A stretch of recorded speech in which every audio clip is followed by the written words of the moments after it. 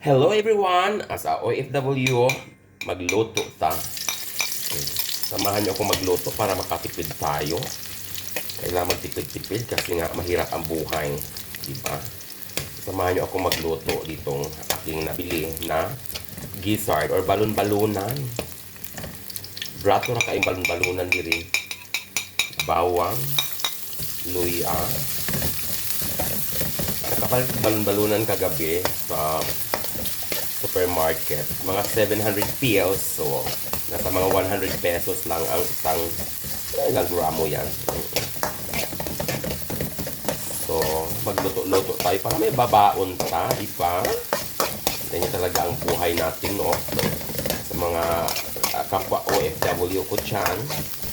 So, sino hindi makaka-relate na magluto-luto? Siguro yung mga may mayayaman lang na OFW. Pero, I think walang mayamang OFW. Kaya nga nandito ka sa abroad pa eh. Ang kayamanan ay nasa Pilipinas lang. Lagyan natin ng sibuyas. Diba? Habang nandito ka pa sa ibang bansa at namamasukan, hindi ako naniwalang dato ka. Yes. Diba? Ganyan. And now, atong ilunod ng ato ang sili. Ganyan. Gamay na akong gibutang nga sili kay hang kay ning sili ha kay made in Thailand nga sili hang kay kapuha-puhahon sa nato ug luto na ang atong lamas ato nang isundong ato ang balon-balunan. Dili na ni nato masyado lutoon kay aron dili mugahi kay mugahi maguli siya og ma-overcook. Pan muna natin.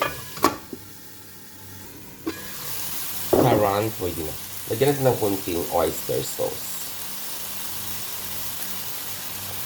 Konting seasoning.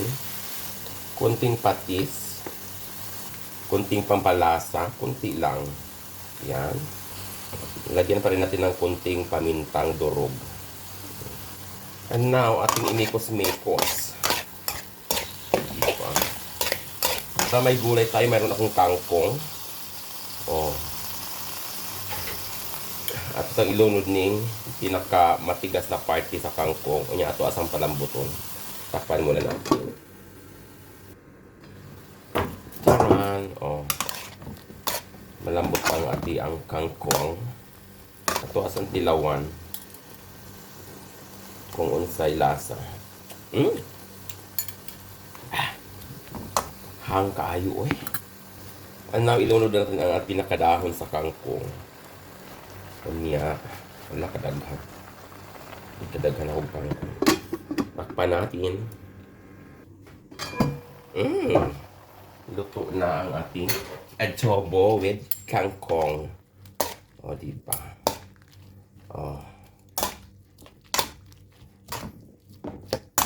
Hindi ka na, mga unata.